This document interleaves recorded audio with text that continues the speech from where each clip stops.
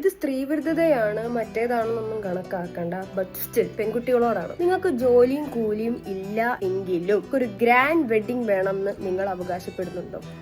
അരുത്, കഷ്ടമുണ്ട്. നിങ്ങളുടെ ഒരാഴ്ചയോളം നീണ്ടു നിൽക്കുന്ന ഈ കല്യാണ ചിലവുകൾ ആരാണ് വഹിക്കുന്നത്? നിങ്ങളാവാൻ ചാൻസ് എന്തായാലും കുറവാണ്. ശരിക്കും നിങ്ങൾ നിങ്ങളുടെ വീട്ടുകാരെ കടക്കാരാക്കൂലേ? വീട്ടുകാരെ കയ്യിൽ ഒത്തിരി പൈസ ഉണ്ട്, അവർക്ക് ചെലവാക്കിയേ പറ്റുമെങ്കിൽ കുഴപ്പമില്ല, എന്തേലുമൊക്കെ ആവട്ടെ. പക്ഷേ അറിഞ്ഞുകൊണ്ട് മാതാപിതാക്കളെയോ സഹോദരങ്ങളെയോ കുരുക്കിലേക്കാക്കരുത്. അഥവാ നിങ്ങൾക്ക് സഹോദരന്മാരുണ്ടെങ്കിൽ നിങ്ങളുടെ കല്യാണത്തിന് വേണ്ടി ചെലവാക്കാൻ എടുക്കുന്ന പല കടങ്ങളും, അത് വലുതോ ചെറുതോ, അതെല്ലാം പോകുന്നത് അവരുടെ തലയിലേക്കായിരിക്കും. പിന്നെ ഈ കടം എന്ന് പറയുന്ന സാധനം അത്ര രസമുള്ള കാര്യമൊന്നുമല്ല. കല്യാണം ഗ്രാൻഡ് ആയിട്ട് നടത്തുന്നത് ഒരു സ്റ്റാറ്റസിന്റെ ഭാഗമായി എന്ന് പറയുന്നത് വെറുതെയാ. ഒന്നെങ്കിൽ കല്യാണം നടക്കുന്നതിന് മുന്നേ നിങ്ങൾ എന്തേലും വരുമാന മാർഗം കണ്ടെത്തുക, എന്നിട്ട് ആദ്യം നിന്ന് വേണമെങ്കിൽ പൈസ എടുക്കുക. നിങ്ങളുടെ സഹോദരന്മാർക്ക് വേണ്ടി വാദിക്കാൻ വേറെ ആരുമില്ല. ഒന്നാലോചിച്ചോ.